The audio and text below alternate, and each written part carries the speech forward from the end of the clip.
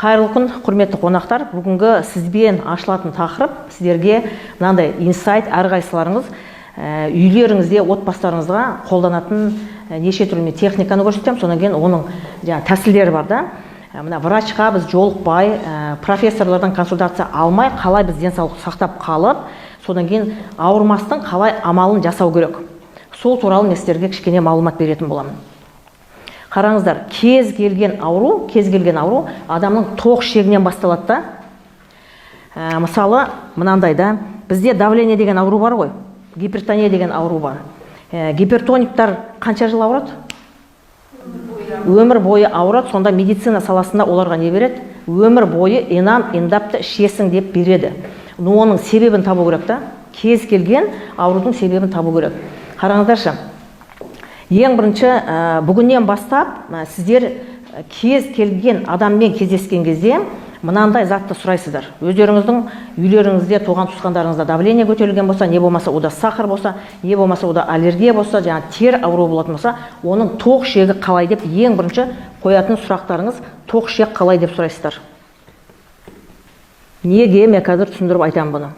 Тоқ шек қараңыздар. Біздің тоқ шек арқылы бүткіл ағзамыздың бәрі түгел қоректенеді. То есть витамин алады да біздің тоқ шегіміз арқылы. Жүрек, бүйрек, эндокринная система, желудок, асқазан, содан кейін өт жолдарының барлығы біздің тоқ шек арқылы қоректенеді. Енді мынандай ситуация болады. Қараңыздаршы, ауру қаяқтан пайда болады. Егер де біздің температура тела 36 градус болатын болса, мына тоқ шекте круглый сутки 38 плюс болып тұрады. Сіздер бүгін тамақ іштіңіздер, үлкен дәрет жоқ. Ертең тамақ іштіңіздер, үлкен дәрет жоқ. Екінші күні тоқ шек бізге витамин берудің орнына, ол бүткіл ағзамыздың бәрін түгел, именно біздің тоқ шегіміз уландырады. Сондықтан да бас ауырады, балтырсыздайды.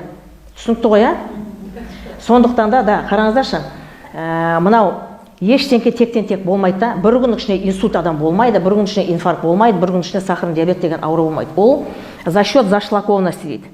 Біздің ағзамыздың бәрі түгел шлакқа толған кезде, сол кезде осындай обратный процесс жүреді бізге. Кішкентай балалардың егерде мынандай метеоризм дейді ғой, іштерінің бәрі ісіп, олар температура ететін болса, тоқ шек тексеріңіздер. Үлкен дәрет вообще жалпы қалай? Сіздер күніне 2 мезгіл тамақ ішетін болсаңыздар, 2 мезгіл үлкен дәрет сіздерде болу керек. Ең болмаса бір тәулікте бір мезгіл үлкен дәрет болу керек. Бізде обычно жалпы былай болады да. Жалпы бізде былай болады. Мына себебін таппайды. Оның тоқ шегімен сұраған кезінде мен 5 күн болды үлкен дәретім жоқ, 10 күн болды үлкен дәретім жоқ дейді. Врачқа барады, олар диагнозын қоймайды. Сондай болады. Сондықтан да ең бірінші мына жақта тоқ шекті біз тексеруіміз керекпіз. Бұдан былай сіздерге аманат, өздеріңіздің отбасыларыңыздың бәрін, бала шаға, жаңағы кім бар айналада, соның бәрін тоқ шегін тексеру керек. Үлкен дәрет, толстый кишечник, нарушение в толстом кишечнике приводит к страшным заболеваниям. Ол мынандай рак ауруына кейіннен алып келеді. Содан кейін қараңыздаршы, неге тоқ шекті кесіп тастауға болмайды? Өйткені мен жаңа оның алдын айттым ғой. Той или иной отрезок толстого кишечника, ол отвечает біздің, не болмаса асқазанға, бүйрекке, жүрекке, эндокринная система, зоб ауруына солар жауап береді. Мысалы, геморрой болды, 20 сантиметр тоқ шекті кесіп алып тастадық. Болады ғой сондай. Сол кезде кейіннен 5 жылдан кейін, 8 жылдан кейін, 10 жылдан кейін ол адамның асқазаны бұзылуы мүмкін да. Ода гастрит болады, содан кейін язва болады, содан кейін рак ауру болады. Сондықтан да бізге қазір семьяны сақтап қалып, өзіміздің денсаулығымызды сақтап қалу үшін элементарный, обыкновенный затты білу керек та, мынандай затты білу керек. Сондықтан да любой ауруды тоқ шектен бастаймыз. Жарай ма? Бұдан былай. Енді қараңыздаршы, мынандай аурулар бар. Экзема, псориаз деген тер аурулары бар. Тер ауру қаяқтан пайда болады? Мынаның ішінде шлак, токсина шлак, ол бізге обратный процесс береді ода. Сол кезде теріні тесіп шығады да. Біздің ағзамыздағы құрттың бәрі бізге сыртқа шығады. Сол кезде қараңыздар, не болады да? Бесполезно сіздерге барғанға укол салдырып, не болмаса бір майзды жағып та, тоқ шек тазалау керек болды. Өт жолдарды тазалау керек, бауырды тазалау керек. Бар мәселе именно сода болып тұр да. Осы неше жыл болды мен бүткіл регионда, қалаларда консультация берген кезінде нумерология қойылады ғой, сол кезде ол адамның уже тоқ шегі көрсетіп тұрады, өпкесі, гемоглобині төменін көрсетіп тұрады. Сонда адамдарға нормально да. Менде запор, мен аптасына 1 рет барам дейді да, біздің қазақ солай да. Егер де дәп мынандай проблема болатын болса не істеу керек? Водно-солевая диета деген бар. Бір тиын сіздердің ақшаларыңыз керек емес. Ол водно-солевой диетамен даже кішкентай балаларға сіздер қолдансаңыздар болады. Оны не істейсіздер? Азанмен тұрған кезде 300 грамм жылы суды ішесіздер отырып, жып-жылы су. Содан кейін мына саусақ адамдарға дозатор. Тілге кішкене тигізесіздер. Содан кейін тұзды матрастарда тілдің астына. Соны сору керек та. Именно осы методиканы жазып алыңыздар. Күніне 5 рет, хотя бы 4 рет жасасаңыздар, тоқ ішекте сіздерде запор болмайды, ол бір. Тоқ ішекте запор болмайды, ол бір. Екіншіден, геморрой бұдан кетеді, ол екі. Водно-солевая диета. Водно-солевая диета. 4-5 рет солай істейсіздер. Тамақтың алдында. Содан кейін қараңыздар, тамақтан кейін оны тұзды сіздер 300 грамм воды и просто чуть-чуть соли. Чуть-чуть соли. Жазыңыздар. Дастарханға қойып қою керек та. Енді қараңыздар, бұл водно-солевая диета, ол қандай ауруларды емдейді тегін. Мен сіздерге жаңа көрсеттім. Мына внимательно слушаем, да? Внимательно тыңдаңыздар. Мына саусақ любой адамға дозатор. Кішкене тілдің ұшына тигізесіздер, тұзға былай саласыздар да, чуть-чуть қана, я. Чтобы анада құсудың қажет емес одан. И тілдің астына соны сорасыздар, болды. Мына жақта нервный окончание бар тілдің астына. Қаншамада 1000 нервных окончаний, ол клетка арқылы жұмыс жасайды да, сіздердің тоқ ішектеріңізде мынандай процесс жүреді, тазару процесс жүреді. Тағы да қайталап айтамын, қандай ауруларды ол водно-солевой диета емдейді? Ең бірінші запорды кетіреді, екінші геморройды кетіреді. Менде өте көп адамдар осы Қазақстан бойынша именно тоже мына водно-солевой диетаны қолданып, сондай аурулардан қазір айығып жатқан. Содан кейін егерде жоғарғы давление болатын болса, соны нормаға түсіреді водно-солевая диета. Әйелдің трубасы бітеліп тұратын болса, сол трубаны продувание жасайды именно водно-солевая диета.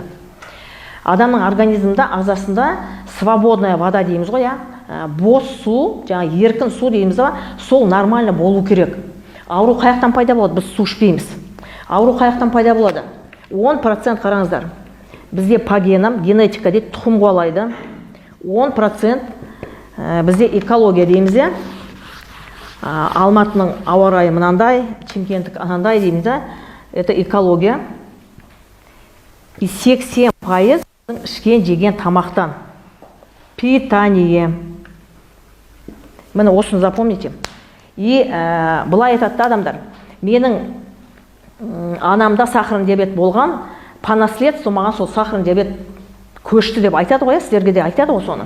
Менің әкемде давление болған, менде де давление. Ничего подобного, қараңыздар. 10% ол по генам передается. Тұқымнан 10% ауру келеді.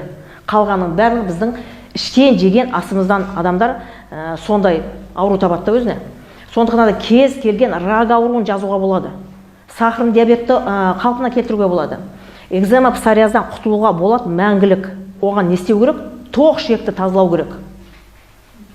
Түсінікті, Так, енді мынандай распространенный мынандай ауру бар да, инсульт, инфаркт деген бар. Именно осы инсульт, инфаркт, қараңыздар, мына тоқ ішек бітелді, тоқ ішек, біздің тоқ ішегіміз бітелді. Сол кезде бізге, мен жаңа айттым ғой, тағы да қайталаймын, бізге витамин берудің орнына бүткіл ағзамыздың бәрін түгел уландырайды. Сол кезде біздің басымыз ауырып, балтырымыз сыздайды. Не болады? Өт бізде бітеледі. Гемоглобин бізде түседі, давление көтеріледі, потому что тоқ ішек. Тоқ ішекте проблема. Проблема именно тоқ ішекте. Бұл зашлакованность организма дейді да. Келесі сабақта мен сіздерге 7 этапты көрсетемін. 7 этап бар. Адам қалай рак ауруы болады. Оны бір күн ішінде болмайды ол. Бір күн ішінде не может быть, чтобы адамда полиартрит бір-ақ күн ішінде ол жатып қалуы мүмкін емес та. Остеопороз мүмкін емес та ол ондай болуы. Мынау с годами біздің ішкен жеген тамағымыздың бәрі мына жаққа бітелген кезде токсин біздің ағзамыздың бәрін уландыра бастайды да. Сондықтан да мынау өте маңызды да. Бұл өте маңызды тақырып. Сондықтан мен тағы да айтамын. Егер де сіздерде болатын болса, ондай, значит, водно-солевой диета. Давление норма келтіреді. Интоксикация, ол бар ғой, былайда, больницаға түскен кезінде, егер де врачтар болатын болса, больницаға түскен кезде не істейді? Физрастворды бізге внутривенный капельницамен құяды. Физраствор деген 1 литр суға 10 грамм тұз. ол точно такой же сіздерде физраствор, водно-солевая диета мен қазір көрсеткен. Тек қана в домашних условиях. Больницаға керек емес. Значит, отравление болды ма, водно-солевой диетаны істеу керек. Тоқшек бітелді ма, водно-солевой диетаны істеу керек. Содан кейін жаңағы давление, айттым ғой, давление көтеріліп, сахарный диабет, водно-солевой диета. Неге? Инь-янь. Бізде 50-де 50 болып тұрған кезде, мужское, женское начало дейді, холодный, горячий воздух деп айтады да, 50-де 50 болған кезде ешқандай адам аурумен ауырмайды да. Мынаны білетін болсақ, кез келген адам 100 жыл өмір сүретін оның мүмкіндігі бар да. Элементарный затты білмегеннен кейін бүгінгі таңда Қазақстанда ауру өте көп.